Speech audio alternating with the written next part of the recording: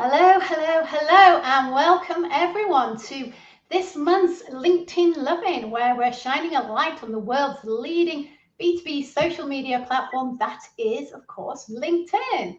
And I'm super excited because today I am joined by 𝐷racy Bedwell from Sales Training International, who's going to be talking to us about lead magnets. So if you're wondering what the heck is a lead magnet or how the heck do you use them, then you're definitely in the right place today, because 𝐷racy, who loves all things sales, believes that lead magnets are an underused sales tool. So I, for one, am very, very excited to be looking, to learning more about why they're so powerful and actually how do they help with lead generation. So hello and welcome, 𝐷racy. Thank you so much for joining us today. Thank you for having me, Judy. I'm excited to talk about lead magnets and how they may help people and hopefully give some people some ideas that they can go away and put into practice. Absolutely. I'm sure there's going to be light bulbs going off left, right and centre. I've already, just talking to you, have had loads. So I definitely know this is going to be a super loving live that we're going to be doing. Great. Just for people who are new to these LinkedIn Lovins and wondering what the heck they are short, bite-sized LinkedIn learnings over lunch. And each month I'm joined by a guest expert to share their expertise on subjects to help support your LinkedIn activity and results. Now, I do like to make these Lovins as interactive as possible. So if you do have any questions, please put them in the comments box and we'll get to them as we go through the Lovin. So enough of me, let's get started. Let's get these wonderful tips from 𝐷racy. So first and foremost, 𝐷racy, what I'm kind of really interested in knowing is why lead magnets? Why are you so passionate about them? Well, I love all things sales, but lead magnets to me underpin how can I put this? Whenever I run a sales training course and we deliver the skills on how to sell, this is how you generate leads, this is how you have the meeting. For me, the difference between making sales easy and hard is having access to lead magnets. They're a tool that help a salesperson generate leads. It really is as simple as that, or help a small business owner generate leads. So for me, they are the difference between making sales hard and making sales easy, or making lead gen hard and making lead gen easy. Oh gosh, don't we want to make lead gen and sales easy? I know for one. I mean, I'm not, I'm sure you come across a lot of, business owners in particular who don't like selling. And I'm for one, we don't want to have to think that we're selling. So that sounds like, what we need is lead magnets.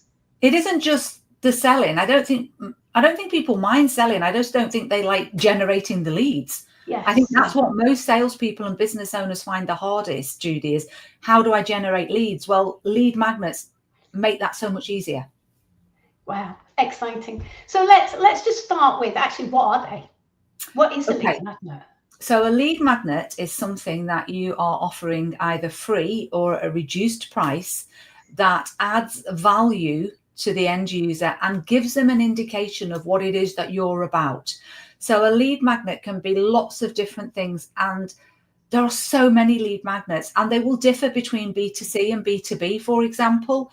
So I think we all know normal lead magnets, like if we're thinking of signing up for a product or service, sometimes they'll say, would you like to do this free trial for 7 days or 10 days? And then at the end of that, you have to pay. So that's an example of a lead magnet where you're actually trying out the product or service free for a limited period of time. Sometimes if you're on Amazon and you're thinking of buying a book, they'll say, would you like to read the first chapter free of charge? And then obviously that may hook you in to try and buy that book. That's an example of a lead magnet as well. Lead magnets can also be short videos, infographics, cheat sheets, PDF files, free ebooks. There's many things that you can use as a lead magnet. I had a client the other week who is in a particular industry, and there's lots of things changing in that industry at the moment. So they wrote a white paper on all of the changes that may be helpful to anybody who's in that industry. There could be a blog. So there's lots of different things, how-to guides, top tips. There's many different things that you can use as a lead magnet. But at the end of the day, one of my favorite sayings is a lead magnet should leave a customer or a potential customer feeling like this: oh my God, if they're giving away that for free, imagine what it's going to be like if I pay them.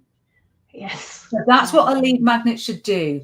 They should create some trust and let somebody know this is a sample of what your product or your service is like, and here's a little bit of value. But if I want to know more, then I need to have a conversation with them and perhaps pay them. That's incredible. And I guess it's really good as well for helping you stand out over and above anyone else. So if you've got a potential client who's looking at a number of different providers, you having something that you can give to them obviously is going to help. Absolutely.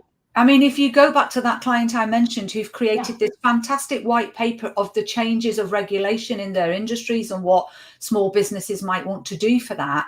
Imagine if you're a small business and you're looking at that client, but you're also looking at a couple of other customers as well. And this client says, actually, we've got this that we've created that might help you. Well, then you're going to go to them as opposed to the other two who aren't offering you anything of any added value.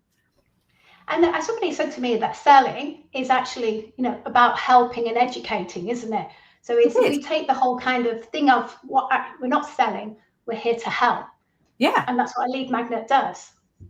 Well, I think it educates the potential client that if you was to work with this company or this person, this is the level of information, this is the level of knowledge, this is the type of product you will get. It creates some trust. And it adds some value to them as well. So I think for me, a lead magnet is always a win-win, is always a win-win. And even if that person doesn't use you, they might recommend you to somebody else. Do you know, I call them sneezers, the best people where you've maybe given them some information, you've helped them, but they don't actually go on to buy from you. But they are best at recommending you because they really appreciate the support you've given them. Yeah, no, and as I say, there isn't one type of lead magnet. There's loads of different types of lead magnets, but the end result should always be the same: adding some value and making them think, my goodness, if they're giving away this for free, imagine what it would be like working with them or buying a product or a service from them. So I'm just going to find out, actually, quick question for those who are watching, has anyone actually got a lead magnet at the moment that they use? So I, for example, have an ebook. I have it's called 1 Hour to LinkedIn Profile Gets You Found and Noticed. And that actually at this moment in time is my one and only lead magnet, which I've had for years. So I know following this conversation, I'll be creating more. But if anyone, please put in the comments if you've got a lead magnet and how well it works for you. That would be fantastic. And I think the next thing is about creating them. I mean, who should create them and how, I think sometimes, and I will put my hands up for this as well, that I think it's difficult to create them. Oh, it is. It isn't. Yeah. It's not a quick job. And this is, again, a bone of contention when we are running sales training, especially in larger companies. The salespeople will say to me, well, I'd love lead magnets, but I don't know how to create them. I haven't got time to create them. So my answer is always, if you're a salesperson working in an organization who has a marketing department, well, then your marketing department should probably be creating those lead magnets for you, because that, at the end of the day, is their role. However, it's not their role to decide what's in those lead magnets. So if you're a salesperson, I'd be going to the marketing department and saying, this would really help me. Could you create it for me? Now, not everybody works in a large company. Not everybody has a marketing department, So at the end of the day, if you're running your own business and it's a small business, it's down to you. Now, you can create lead magnets yourself. You can use tools such as Canva, very simple, very easy, but it does take time and it does take practice. So if you don't want to create your own lead magnets, you can use an external person. I use an external person who creates mine for me, because it's not the best use of my time. I could do it, but the best use of my time is doing other things. Or you could go onto a website like Fiverr. And as long as you have decided, I want to create, for example, an infographic, or I want to create an ebook, or I want to create a how-to guide, and you have the content and you have a sample of your logos and your colors, and you've maybe got a sample of one that you like that you've seen somebody else do, you could go and find someone on Fiverr and ask them to create one for you reasonably cheaply. So there's no excuse to not create them. and you don't have to be creating them yourself. I 100% agree. And VAs, this is where VAs come in. I've got a colleague of mine, they run a company which actually will help you do this and create your marketing and things like that. So there are ways and means of getting it done. I just love lots of ways. I'm just going to show you this comment, because this made me chuckle, from Jackie. Lead magnets have been on my to-do list forever. Jackie, I've been on my to-do list to do more lead magnets. I've only got one. So yeah, it is obviously, it's making it a priority, isn't it? And seeing it as part of your sales process. Well, Jackie, if it makes you feel better, I was awful at them until beginning of lockdown. And then when I had a little bit of time, I thought maybe I should start creating some better lead magnets. And I did. And they're on our website, which I believe Judy's going to give you a link to later, just so you can see some samples of what different lead magnets look like.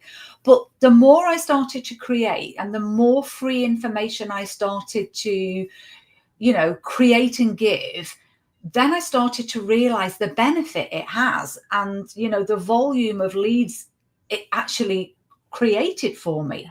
So therefore, now it's in my monthly, if you like, diary, that we create new things all the time. Not as many as we did in lockdown, because, the good thing is, once you've got a bank of lead magnets, they can be repurposed and reused. So, if you've created a short how-to video, that can go on your YouTube channel, it can go on your website, you can use it on LinkedIn, you can put a link to it in your newsletter, and then, you know what?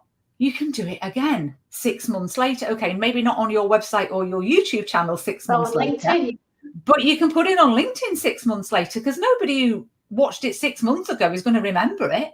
So, they are, you can repurpose them across multiple channels, and you can reuse them at later dates. And you don't need 500 lead magnets, but you do need, if you like, a suitcase of them. 100% love that. And Jacqueline here has said she doesn't have one, but struggling with what it would be. And I'm thinking about my different product offerings. So, for example, I like to train people on how to go live on LinkedIn. I need a lead magnet for people who are looking to go live on LinkedIn. And Jacqueline's actually going to join me on a LinkedIn Lovin' next month.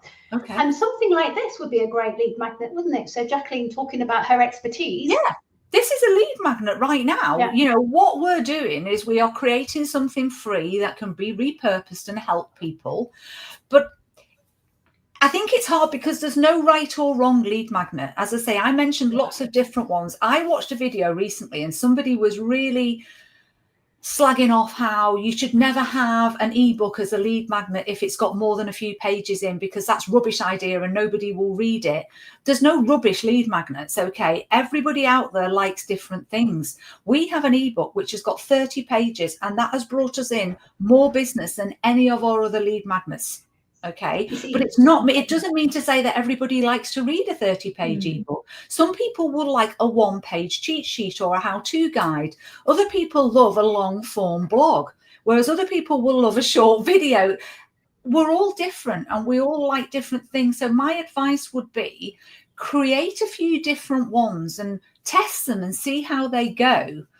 But understand who your ideal client is and what they might need to know, or what they might want to know that would make them feel a bit more comfortable about coming to you and using you. Yes. So, there are no right or wrong, lead magnets. And anybody who tells you any different, that's really rubbish advice. Yes. What you need to do is get some together and maybe try a few different ones. I would probably start. Sorry, I'm going off at a tangent here, but for me, from one piece of content, you can get several lead magnets. I think this is important to mention.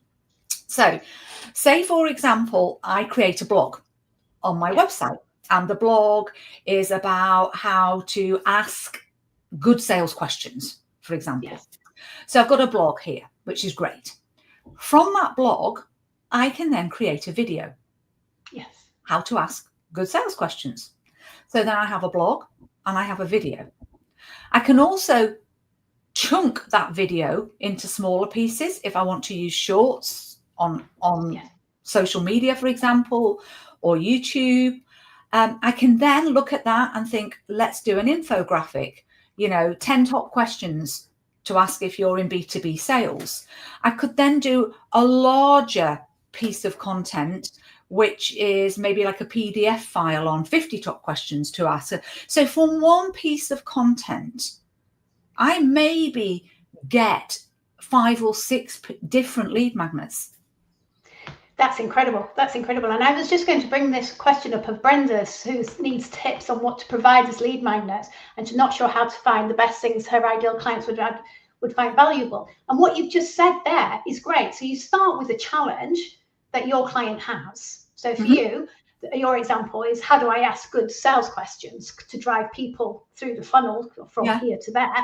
And that's perfect. So from Brenda's point of view, it's think of the top challenges your audience has and maybe start from there.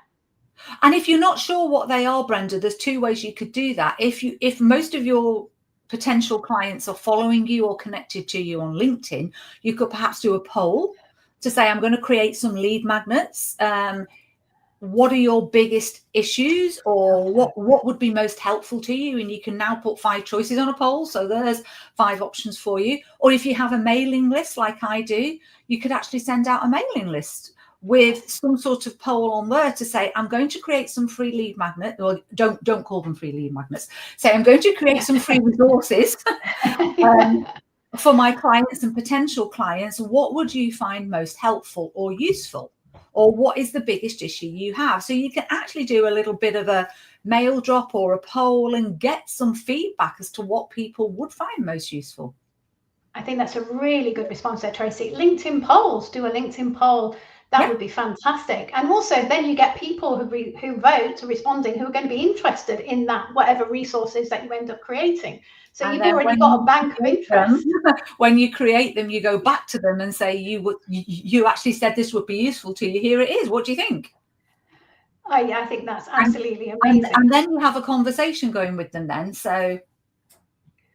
And I think that's absolutely brilliant. And I love that. And I'm just going to move on to, because we've got so many great questions coming up here, Tracy. So Lucy here has put, I have one, which is fantastic, but nobody sees it. Okay. And then Anne also has a couple of how-to guides and an audio, but doesn't publish them very well. Okay. And I think this comes back to, so how, you've created, you've spent time, you've done it, you've got your wonderful free resource. How do we let people know about it? People know about them. Okay, well, there's a couple of things we can do here. So first of all of our lead magnets are on our website, but obviously we spend quite a lot of money on SEO for our website, to try and find, to try and reach people. So I'd certainly have them on your website. I'd certainly have them on a YouTube channel, which is a slow burn and hard work, but, people do get to see them on there. But also I have a mail list. So every month I do a mail drop and I'll say, this is this month's free video. This is this month's free download. This is this month's free blog. So people get to see them on there. I have a LinkedIn newsletter.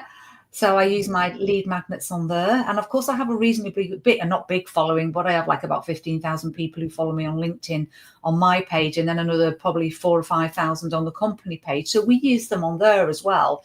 So I think the important thing is knowing where your audience sit and just putting them out there, and also trying to build a mail list, trying to build a newsletter, and having some good SEO on your website if you have a website as well. It's just a matter of trying to just put them out there, because I think what a lot of people might do is they might have a lead magnet, but they only have one. So you can't do a post about that every single day on LinkedIn. Whereas actually, if you had like 30 lead magnets or even 20 lead magnets, for example, and you posted on LinkedIn 3 times a week, well, if you're going through your 20, you can then rinse and repeat. Right, exactly. You've got your content for the whole month, haven't you? And going forward. Yeah, you've got content for a long time, but you have to put them out there, and you've got to put them out in multiple places, because not everybody's going to be on LinkedIn at 10 o'clock on a Tuesday. But if you're sending them out in a newsletter, you're sending them out on a mail drop, you're putting them on your YouTube channel, they're on your website, you're using them on your company page, you're using them on your personal page, people are going to get to see them. They are. So I think from a LinkedIn perspective, there's a featured section, isn't there, on your personal profile? Absolutely. So yes, the featured section, I would put them in. I would only put maybe 3. Yeah. Well, I've only got 1, but I do have mine will be on there. I'm just changed it. 3 maximum, because on the desktop you can see 3. Obviously on a phone you can only see 1.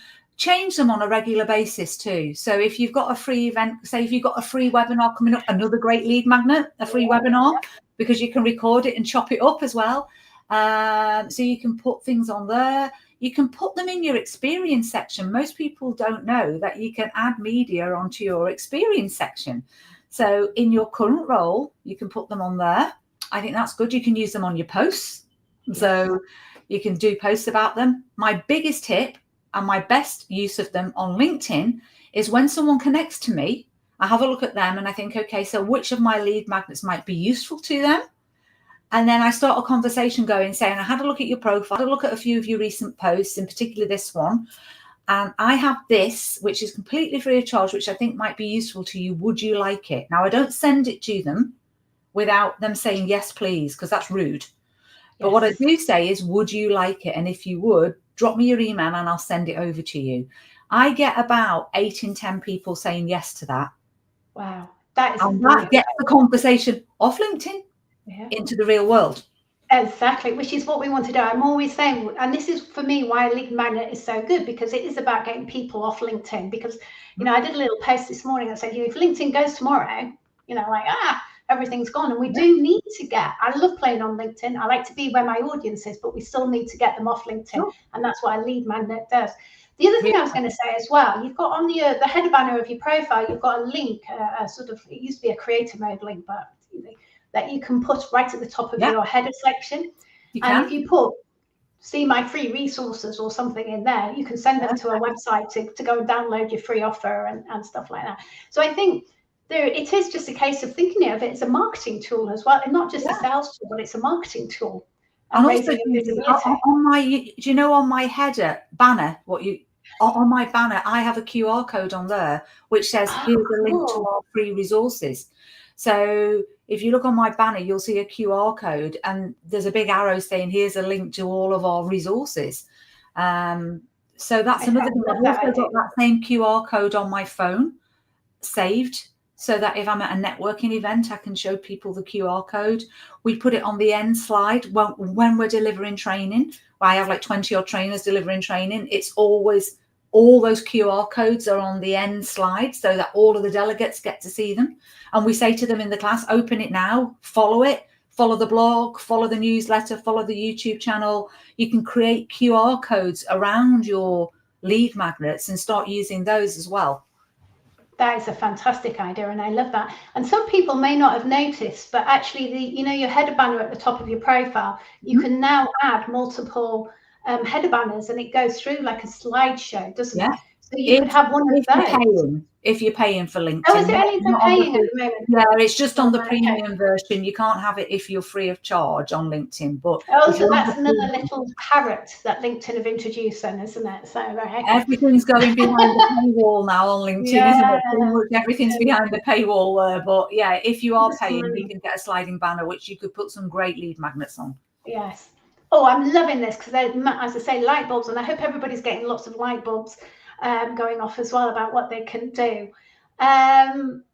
So let's have a look at how to create lead magnets. I know we've talked about external using Fiverr and things like that, but how many should we create? How long should they be? What are the different types?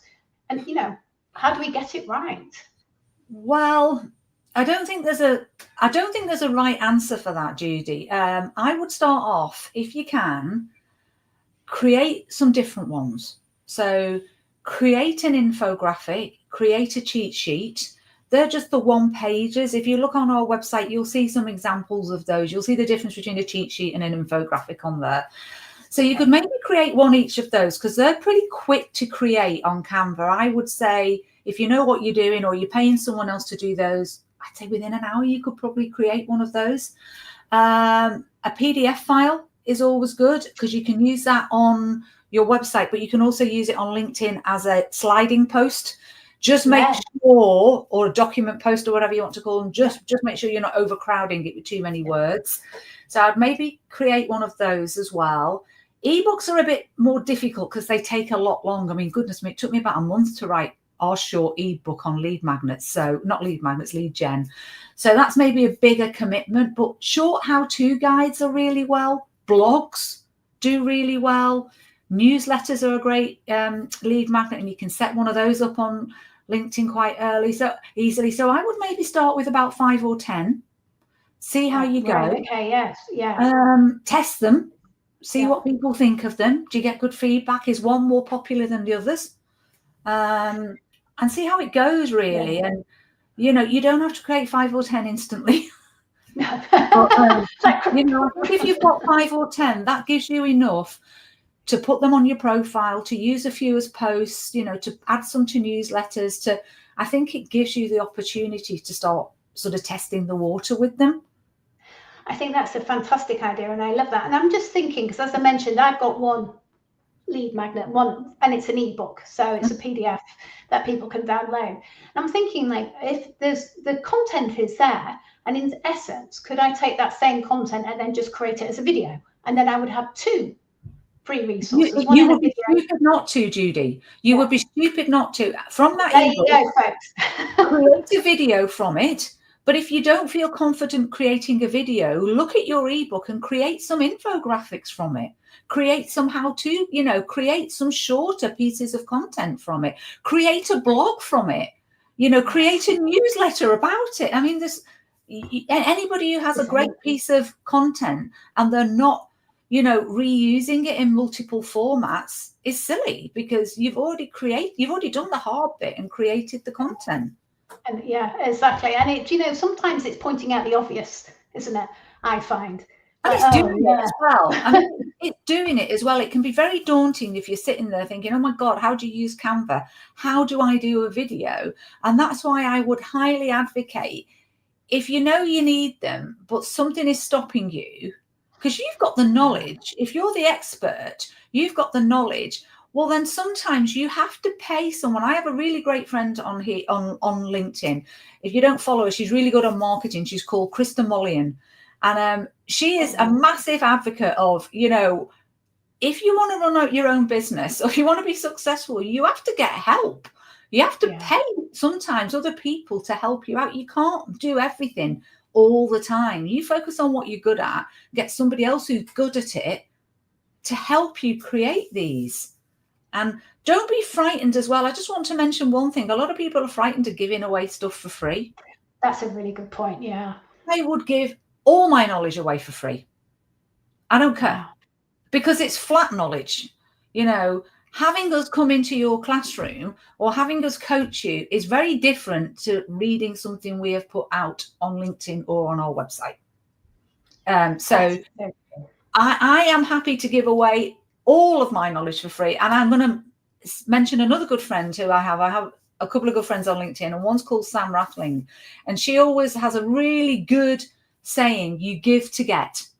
Yes. And I'm a great believer in the more you give, the more you help, the more value you create, the more it comes back to you in spades. So don't be frightened of doing this. Don't be frightened of doing this at all. I think that's a really good point there, and I 100% agree, you know, because I think, as you say, it's flat, and people, you know, some people, and this is what I would go back to, like the sneezers, as I call them, people who needed an answer to something, got what they need from me, and off they go and do it themselves. But a lot of people will get the info, but then they still need help. They need help implementing it and doing it. And that's where you come in as an expert to help them actually deliver it. And that's a really good objection about giving away your stuff for free, because you're not giving away stuff for free. And anyone can find stuff for free on the internet. So better that it comes from you with your expert head on, with your name attached to it, than they find it somewhere else. And you're top of the list then for whenever they're ready to buy and move forward to the next step. And that is the beauty of a lead magnet. It is. Magnets. That is absolutely credible advice to finish on. We're almost on that half an hour here. So really? Absolutely fantastic. I know. I have gone super fast. There is a few people who have asked some more questions here, Tracy. We really appreciate if you wouldn't mind going back and having a look at those. questions and maybe responding to them, because we haven't been able to get through all of them today. Absolutely. If anybody's watching this on the replay, please also put your questions in here and tag myself or Tracy, and we'll come back and answer those questions. But we do have a little exercise, challenge, whatever you like to call it, is if you have been inspired by Tracy, and if you haven't, I don't think you've been listening, but have you been inspired to create lead magnets? If you have, let us know, and let us know what you're going to do. And don't forget to check out Tracy's website, because if you're thinking about what can I do, Tracy's website will have lots of ideas for you to get those cogs whirring. And please, any more comments and questions, please just let us know. I really, really appreciate it. And Tracy, that's been amazing. Oh, you're welcome. And if anybody does create them and they want some feedback, you know, send it through to me or tag me, and I'll always do that. Oh, that is a great offer. Thank you so much indeed. So thank you again, everyone, for joining us live. Please keep coming with your questions and comments. And until next time, happy linking in even. Thank you, everyone. Bye. Bye.